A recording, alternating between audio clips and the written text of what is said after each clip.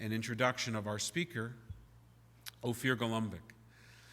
So, look, if I can speak frankly with you, as we come, as Rabbi Brown reminded us, just on the heels of Yom HaAtzmaut, Israel Independence Day, we think about all of the challenges that the modern state of Israel faces. And when we ask the question, what will be the key to Israel's survival? What is the greatest challenge facing the continuation of the state of Israel? It's not its history, and it's not its present. The greatest challenge facing Israel today is its future, and particularly not what that future will be, but who that future will be. Who the next generation of leaders, and both in Israel and in the diaspora, will be that will shape the place for Israel in the world. This is so important for the future of the Jewish people, for the future of the Jewish state, that communities all across North America have embarked upon an exchange program. I guess it's more of not so much an exchange. Well, I guess it's a bit of an exchange.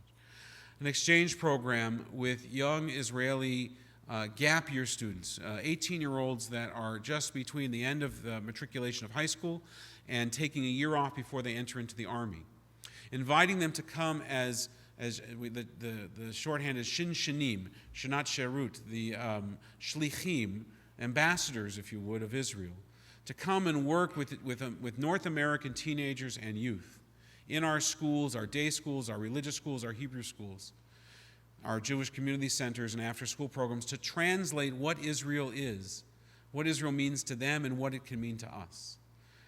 The very first time that our Vancouver Jewish community has participated in this program is this year. We have 3 ShinShiniot, it's the feminine plural of ShinShinim, in our community, and Temple Sholom has been truly blessed to partner with Talmud Torah in hosting Ophir Golumbeck, our ShinShinit.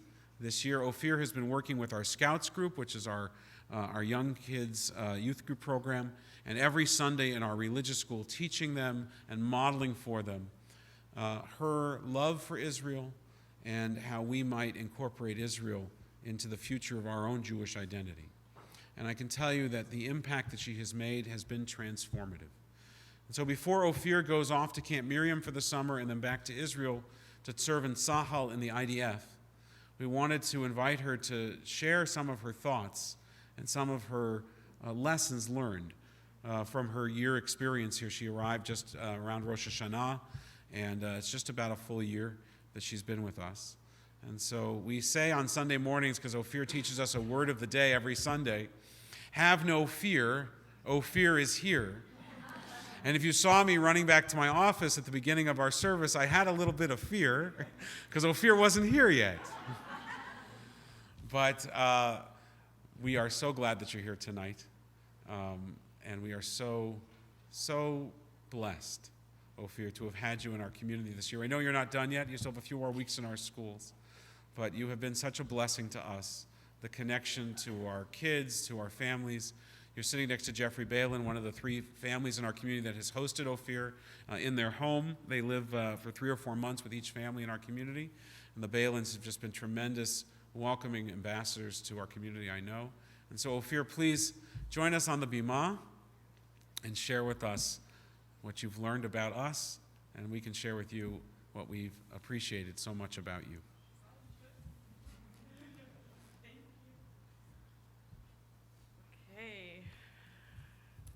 Yes, I'm a bit short. Shabbat Shalom to you all. How many of you did a gap year after high school and before university? Yay, Jen, welcome. Nowadays, in Israel, there are 29 organizations that offer teens after high school the opportunity to volunteer in a community for a year before they begin their army service. My name is Ophir Golumbeck, and I'm your ShinShinit, or as it is in English, young emissary for the Vancouver Jewish community. I came here on behalf of the Jewish Agency of Israel, and I am one out of 98 ShinShinim around the world who take part in this kind of a gap year program. The Jewish Agency is the largest nonprofit organization in the whole world. Its mission is to inspire Jews throughout the world to connect with their people, heritage, and land, and empower them to build a thriving Jewish future and a strong Israel. The main purpose of the program I'm involved in, along with many others, of course, is to share the culture as an Israeli teenager and to learn about your culture. People live here in Vancouver. I've been part of this lovely community for 9 months now, and at the end of August, I will head back to Israel in order to start my army service. My job in the army would be teaching Olim Chadashim, newcomers, how to speak Hebrew. Very important. So, a bit by myself. I was born in Kansas City, Kansas, but before I got the chance to enjoy the endless fields of corn, my family and I returned to Israel, and I have been living in Nes Ziona ever since. In addition, I would like to share with you a spectacular talent of mine. I can speak English with my American accent, and I can speak English with my Hebrew accent. Although it is very amusing, I would stick to my American one through the rest of my speech. We are a family of 4. My father is a database administrator, and my mom is studying nursing. Very brave at the age of 46. It's never too late, everyone. My only brother, who is older than me, has just finished his 3 years of army service, and these days he put a lot of effort in studying for the Israeli SAT. I am 3rd generation Israeli and a granddaughter of Natan, a Holocaust survivor, Rina, who is originally from Iraq, Chava, who was born in Israel, and Tzvi, may his memory be for a blessing, who is a Tzabar as well. Tzabar is someone who was born in Israel. Just a bit more than a year ago, I submitted my application for a gap year program that the Jewish Agency offers. This was my first step in 7 months process of interviews. It is the first time that Vancouver participates in this program. Every year, the Jewish Agency is trying to increase the number of communities that are involved in the ShinShinit program, and every year the Jewish Agency succeeds. For me, it is a very good sign. It is a sign that not only Vancouver, you guys see how important Israel is in your children's identity, but 20 other communities in the Jewish world see it as well. I am lucky enough to share this amazing journey with 2 other wonderful girls, Tomer Tetro and Lian Suissa. Although the 3 of us came from different backgrounds, we are now a part of sisterhood. We support each other, help each other in the different organizations, and do whatever we can to make this experience to the best one for one another. Next year, the community of Vancouver is going to welcome 4 incredible ShinShiniyot who are going to continue the process that we have started together as a community. Most of my volunteer work happens in Temple Sholom and Vancouver Talmud Torah. I chose to say most of my volunteer work because at times I find myself volunteering in very random places, like Port Moody. Let's put it that way. Port Moody, in my hometown in Israel, has 2 things in common. They're both breathtaking in their beauty, but no one can really understand the reason that people choose to live there. My year does not end with the end of the school year. I will continue for 2 more months at Camp Miriam. I cannot wait to experience a Jewish summer camp and to continue to evolve the connections with the kids that are going there. My shlichut is not only about educating about Israel, but making a connection with people in the community. What is special about this community is that you can really see people's interest in having a connection to Israel. I was extremely honored to be a part of many family Shabbat dinners. For me, it is so brave and intimate bringing someone from the outside to your Shabbat table, but still, it didn't stop you guys inviting me time after time. I mentioned at the beginning the family I left behind in Israel. At the end of my shlichut here, I will leave for the second time a family behind, only that this time it's going to be a number of families. I will leave 3 incredible host families who volunteered to host me for 3 months period each. I want to thank the Balin family that's here with me, still showing support in every step of the way, the Liederman family and the Merkur family for their kind hospitality. In addition, I will leave the Temple Sholom family and the VTT family and many others who consider me as a daughter. The goodbye would not be permanent, thanks to social media. It's the only beginning of relationships that continue many, many years from now. I cannot wait sending you guys and those incredible people photos of me in army uniforms and graduating from university and many more milestones in my life. Some of you may or may not have experienced it, but new beginnings are not always easy. Throughout my year, I faced some challenges that taught me life lessons.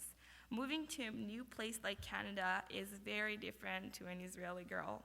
Standing in line for the bus is a new thing for me. 8 months of rain can be really annoying. And recycling is something that I'm really not used to. But this made my experience to a much more interesting one. I will definitely have some unforgettable experiences, and there's still many more to come. As you can guess, most of my amusing experiences were thanks to the kids. For example, one of my activities was about the water resources in Israel, and one of them is Yam HaMelach, the Dead Sea. Fun fact about Yam HaMelach, 34.2% of the water is salt, and due to that, people can float. So the smart cookies in class asked me, so if we drive a Jeep into the lake, will it float? It must have made it pretty funny. I was proud to celebrate Yom HaZikaron and Yom HaAtzmaut this week. It is our big victory. It is a victory for me knowing that we have an independent country for the Jewish people. The Jewish people went through the Holocaust. The Israelis faced 7 wars, 2 intifadot, and countless military operations, and still, Israel is stronger than ever. I am completely aware that in a few years from now, not everyone is going to remember my name, because it's not about remembering me. It's not about remembering Ophir. It is about experiencing Israel through positive relationships. Israel is a very controversial country, such a small place with, unfortunately, many haters. Our job, everyone, is not to focus on those who hate us. Our job is to spread our love to Israel. I'm not naive. I'm aware of the downsides of Israel as well. It's surrounded by enemies, and some of us might not agree with all of the actions of the government. But always keep in mind to criticize Israel with love. I want to believe that at least in the Jewish community, we will criticize Israel because we care, because we want it to be a better place. So thank you for your time, and have a great, relaxing weekend. Shabbat Shalom. תודה רבה.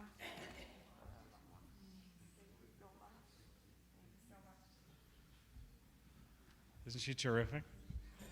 Now you all want to host her in your home, right? I want to just share with you one little vignette that about Ophir and the work that she's done with us.